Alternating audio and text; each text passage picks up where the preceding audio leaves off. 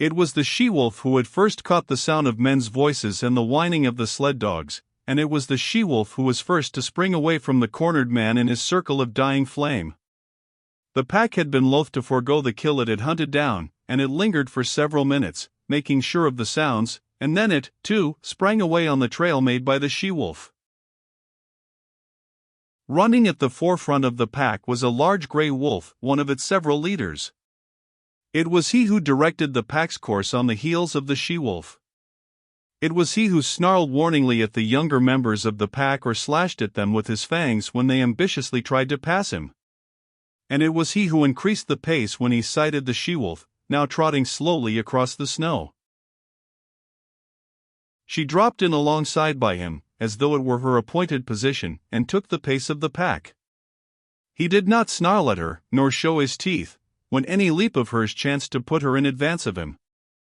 On the contrary, he seemed kindly disposed toward her, too kindly to suit her, for he was prone to run near to her, and when he ran too near it was she who snarled and showed her teeth. Nor was she above slashing his shoulder sharply on occasion. At such times he betrayed no anger. He merely sprang to the side and ran stiffly ahead for several awkward leaps, in carriage and conduct resembling an abashed country swain. This was his one trouble in the running of the pack, but she had other troubles. On her other side ran a gaunt old wolf, grizzled and marked with the scars of many battles. He ran always on her right side. The fact that he had but one eye, and that the left eye, might account for this. He, also, was addicted to crowding her, to veering toward her till his scarred muzzle touched her body, or shoulder, or neck. As with the running mate on the left, she repelled these attentions with her teeth, but when both bestowed their attentions at the same time she was roughly jostled, being compelled, with quick snaps to either side, to drive both lovers away and at the same time to maintain her forward leap with the pack and see the way of her feet before her. At such times her running mates flashed their teeth and growled threateningly across at each other. They might have fought, but even wooing and its rivalry waited upon the more pressing hunger need of the pack. After each repulse, when the old wolf sheered abruptly away from the sharp-toothed object of his desire, he shouldered against a young 3-year-old that ran on his blind right side. This young wolf had attained his full size, and, considering the weak and famished condition of the pack, he possessed more than the average vigor and spirit. Nevertheless, he ran with his head even with the shoulder of his one-eyed elder. When he ventured to run abreast of the older wolf, which was seldom, a snarl and a snap sent him back even with the shoulder again. Sometimes, however, he dropped cautiously and slowly behind and edged in between the old leader and the she-wolf. This was doubly resented, even triply resented. When she snarled her displeasure, the old leader would whirl on the 3-year-old. Sometimes she whirled with him. And sometimes the young leader on the left whirled, too. At such times, confronted by 3 sets of savage teeth, the young wolf stopped precipitately, throwing himself back on his haunches, with forelegs stiff, mouth menacing, and mane bristling. This confusion in the front of the moving pack always caused confusion in the rear. The wolves behind collided with the young wolf and expressed their displeasure by administering sharp nips on his hind legs and flanks. He was laying up trouble for himself, for lack of food and short tempers went together. But with the boundless faith of youth he persisted in repeating the maneuver every little while, though it never succeeded in gaining anything for him but discomfiture. Had there been food, lovemaking and fighting would have gone on apace, and the pack formation would have been broken up. But the situation of the pack was desperate. It was lean with long-standing hunger. It ran below its ordinary speed. At the rear limped the weak members, the very young and the very old. At the front were the strongest. Yet all were more like skeletons than full-bodied wolves. Nevertheless, with the exception of the ones that limped, the movements of the animals were effortless and tireless. Their stringy muscles seemed founts of inexhaustible energy. Behind every steel-like contraction of a muscle, lay another steel-like contraction, and another, apparently without end. They ran many miles that day. They ran through the night. And the next day found them still running. They were running over the surface of a world frozen and dead. No life stirred. They alone moved through the vast inertness. They alone were alive, and they sought for other things that were alive in order that they might devour them and continue to live. They crossed low divides and ranged a dozen small streams in a lower-lying country before their quest was rewarded. Then they came upon moose. It was a big bull they first found. Here was meat and life, and it was guarded by no mysterious fires nor flying missiles of flame.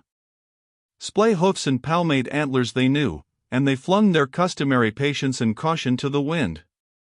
It was a brief fight and fierce. The big bull was beset on every side. He ripped them open or split their skulls with shrewdly driven blows of his great hoofs. He crushed them and broke them on his large horns. He stamped them into the snow under him in the wallowing struggle. But he was foredoomed, and he went down with the she-wolf tearing savagely at his throat, and with other teeth fixed everywhere upon him, devouring him alive, before ever his last struggles ceased or his last damage had been wrought. There was food in plenty. The bull weighed over 800 pounds, fully 20 pounds of meat per mouth for the 40-odd wolves of the pack. But if they could fast prodigiously, they could feed prodigiously, and soon a few scattered bones were all that remained of the splendid live brute that had faced the pack a few hours before. There was now much resting and sleeping. With full stomachs, bickering and quarreling began among the younger males, and this continued through the few days that followed before the breaking up of the pack. The famine was over. The wolves were now in the country of game, and though they still hunted in pack, they hunted more cautiously, cutting out heavy cows or crippled old bulls from the small moose herds they ran across. There came a day, in this land of plenty, when the wolf pack split in half and went in different directions. The she-wolf, the young leader on her left, and the one-eyed elder on her right, led their half of the pack down to the Mackenzie River and across into the lake country to the east. Each day this remnant of the pack dwindled. 2 by 2, male and female, the wolves were deserting. Occasionally a solitary male was driven out by the sharp teeth of his rivals. In the end there remained only 4, the she-wolf, the young leader, the one-eyed one, and the ambitious 3-year-old. The she-wolf had by now developed a ferocious temper. Her 3 suitors all bore the marks of her teeth. Yet they never replied in kind, never defended themselves against her. They turned their shoulders to her most savage slashes, and with wagging tails and mincing steps strove to placate her wrath. But if they were all mildness toward her, they were all fierceness toward one another. The 3-year-old grew too ambitious in his fierceness. He caught the one-eyed elder on his blind side and ripped his ear into ribbons. Though the grizzled old fellow could see only on one side, against the youth and vigor of the other he brought into play the wisdom of long years of experience. His lost eye and his scarred muzzle bore evidence to the nature of his experience. He had survived too many battles to be in doubt for a moment about what to do. The battle began fairly, but it did not end fairly. There was no telling what the outcome would have been, for the third wolf joined the elder, and together, old leader and young leader, they attacked the ambitious 3-year-old and proceeded to destroy him. He was beset on either side by the merciless fangs of his erstwhile comrades. Forgotten were the days they had hunted together, the game they had pulled down, the famine they had suffered. That business was a thing of the past. The business of love was at hand, ever a sterner and crueler business than that of food-getting. And in the meanwhile, the she-wolf, the cause of it all, sat down contentedly on her haunches and watched. She was even pleased. This was her day, and it came not often when manes bristled, and fong smote fong or ripped and tore the yielding flesh, all for the possession of her. And in the business of love the 3-year-old, who had made this his first adventure upon it, yielded up his life. On either side of his body stood his 2 rivals. They were gazing at the she-wolf, who sat smiling in the snow. But the elder leader was wise, very wise, in love even as in battle. The younger leader turned his head to lick a wound on his shoulder. The curve of his neck was turned toward his rival. With his one eye the elder saw the opportunity. He darted in low and closed with his fangs. It was a long, ripping slash, and deep as well. His teeth, in passing, burst the wall of the great vein of the throat. Then he leaped clear. The young leader snarled terribly, but his snarl broke midmost into a tickling cough. Bleeding and coughing, already stricken, he sprang at the elder and fought while life faded from him, his legs going weak beneath him, the light of day dulling on his eyes, his blows and springs falling shorter and shorter. And all the while the she-wolf sat on her haunches and smiled. She was made glad in vague ways by the battle, for this was the love-making of the wild, the sex tragedy of the natural world that was tragedy only to those that died. To those that survived it was not tragedy, but realization and achievement. When the young leader lay in the snow and moved no more, One Eye stalked over to the she-wolf. His carriage was one of mingled triumph and caution. He was plainly expectant of a rebuff, and he was just as plainly surprised when her teeth did not flash out at him in anger. For the first time she met him with a kindly manner. She sniffed noses with him, and even condescended to leap about and frisk and play with him in quite puppyish fashion. And he, for all his gray years and sage experience, behaved quite as puppyishly and even a little more foolishly. Forgotten already were the vanquished rivals and the love-tale red-written on the snow. Forgotten, save once, when old One Eye stopped for a moment to lick his stiffening wounds. Then it was that his lips half writhed into a snarl, and the hair of his neck and shoulders involuntarily bristled, while he half crouched for a spring, his claws spasmodically clutching into the snow surface for firmer footing. But it was all forgotten the next moment, as he sprang after the she-wolf, who was coyly leading him a chase through the woods. After that they ran side by side, like good friends who have come to an understanding. The days passed by, and they kept together, hunting their meat and killing and eating it in common. After a time the she-wolf began to grow restless. She seemed to be searching for something that she could not find. The hollows under fallen trees seemed to attract her, and she spent much time nosing about among the larger snow-piled crevices in the rocks and in the caves of overhanging banks. Old One Eye was not interested at all, but he followed her good-naturedly in her quest, and when her investigations in particular places were unusually protracted, he would lie down and wait until she was ready to go on. They did not remain in one place, but traveled across country until they regained the Mackenzie River, down which they slowly went, leaving it often to hunt game along the small streams that entered it, but always returning to it again. Sometimes they chanced upon other wolves, usually in pairs, but there was no friendliness of intercourse displayed on either side, no gladness at meeting, no desire to return to the pack formation. Several times they encountered solitary wolves. These were always males, and they were pressingly insistent on joining with One Eye and his mate. This he resented, and when she stood shoulder to shoulder with him, bristling and showing her teeth, the aspiring solitary ones would back off, turn tail, and continue on their lonely way. One moonlight night, running through the quiet forest, One Eye suddenly halted. His muzzle went up, his tail stiffened, and his nostrils dilated as he scented the air. One foot also he held up, after the manner of a dog. He was not satisfied, and he continued to smell the air, striving to understand the message borne upon it to him.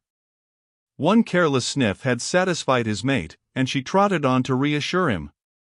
Though he followed her, he was still dubious, and he could not forbear an occasional halt in order more carefully to study the warning. She crept out cautiously on the edge of a large open space in the midst of the trees. For some time she stood alone. Then One Eye, creeping and crawling, every sense on the alert, every hair radiating infinite suspicion, joined her. They stood side by side, watching and listening and smelling. To their ears came the sounds of dogs wrangling and scuffling, the guttural cries of men, the sharper voices of scolding women, and once the shrill and plaintive cry of a child. With the exception of the huge bulks of the skin lodges, little could be seen save the flames of the fire, broken by the movements of intervening bodies, and the smoke rising slowly on the quiet air. But to their nostrils came the myriad smells of an Indian camp, carrying a story that was largely incomprehensible to One Eye, but every detail of which the she-wolf knew. She was strangely stirred, and sniffed with an increasing delight. But Old One Eye was doubtful. He betrayed his apprehension, and started tentatively to go. She turned and touched his neck with her muzzle in a reassuring way, then regarded the camp again. A new wistfulness was in her face, but it was not the wistfulness of hunger. She was thrilling to a desire that urged her to go forward, to be in closer to that fire, to be squabbling with the dogs, and to be avoiding and dodging the stumbling feet of men. One Eye moved impatiently beside her, her unrest came back upon her, and she knew again her pressing need to find the thing for which she searched. She turned and trotted back into the forest, to the great relief of One Eye, who trotted a little to the fore until they were well within the shelter of the trees. As they slid along, noiseless as shadows, in the moonlight, they came upon a runway. Both noses went down to the footprints in the snow. These footprints were very fresh. One Eye ran ahead cautiously, his mate at his heels. The broad pads of their feet were spread wide and in contact with the snow were like velvet. One Eye caught sight of a dim movement of white in the midst of the white. His sliding gait had been deceptively swift, but it was as nothing to the speed at which he now ran. Before him was bounding the faint patch of white he had discovered. They were running along a narrow alley flanked on either side by a growth of young spruce. Through the trees the mouth of the alley could be seen, opening out on a moonlit glade. Old One Eye was rapidly overhauling the fleeing shape of white. Bound by bound he gained. Now he was upon it. One leap more and his teeth would be sinking into it. But that leap was never made. High in the air, and straight up, soared the shape of white, now a struggling snowshoe rabbit that leaped and bounded, executing a fantastic dance there above him in the air and never once returning to earth. One Eye sprang back with a snort of sudden fright, then shrank down to the snow and crouched, snarling threats at this thing of fear he did not understand. But the she-wolf coolly thrust past him. She poised for a moment, then sprang for the dancing rabbit. She, too, soared high, but not so high as the quarry, and her teeth clipped emptily together with a metallic snap. She made another leap, and another. Her mate had slowly relaxed from his crouch and was watching her. He now evinced displeasure at her repeated failures, and himself made a mighty spring upward. His teeth closed upon the rabbit, and he bore it back to earth with him. But at the same time there was a suspicious crackling movement beside him, and his astonished eye saw a young spruce sapling bending down above him to strike him. His jaws let go their grip, and he leaped backward to escape this strange danger, his lips drawn back from his fangs, his throat snarling, every hair bristling with rage and fright. And in that moment the sapling reared its slender length upright and the rabbit soared dancing in the air again. The she-wolf was angry. She sank her fangs into her mate's shoulder in reproof, and he, frightened, unaware of what constituted this new onslaught, struck back ferociously and in still greater fright, ripping down the side of the she-wolf's muzzle. For him to resent such reproof was equally unexpected to her, and she sprang upon him in snarling indignation. Then he discovered his mistake and tried to placate her.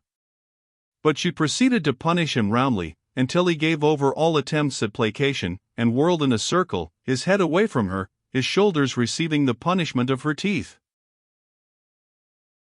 In the meantime the rabbit danced above them in the air. The she-wolf sat down in the snow, and Old One Eye, now more in fear of his mate than of the mysterious sapling, again sprang for the rabbit. As he sank back with it between his teeth, he kept his eye on the sapling. As before, it followed him back to earth. He crouched down under the impending blow, his hair bristling, but his teeth still keeping tight hold of the rabbit. But the blow did not fall. The sapling remained bent above him. When he moved it moved, and he growled at it through his clenched jaws. When he remained still, it remained still, and he concluded it was safer to continue remaining still. Yet the warm blood of the rabbit tasted good in his mouth. It was his mate who relieved him from the quandary in which he found himself. She took the rabbit from him, and while the sapling swayed and teetered threateningly above her, she calmly gnawed off the rabbit's head. At once the sapling shot up, and after that gave no more trouble, remaining in the decorous and perpendicular position in which nature had intended it to grow. Then, between them, the she-wolf and One-Eye devoured the game which the mysterious sapling had caught for them. There were other runways and alleys where rabbits were hanging in the air, and the wolf pair prospected them all, the she-wolf leading the way, old One-Eye following and observant, learning the method of robbing snares, a knowledge destined to stand him in good stead in the days to come.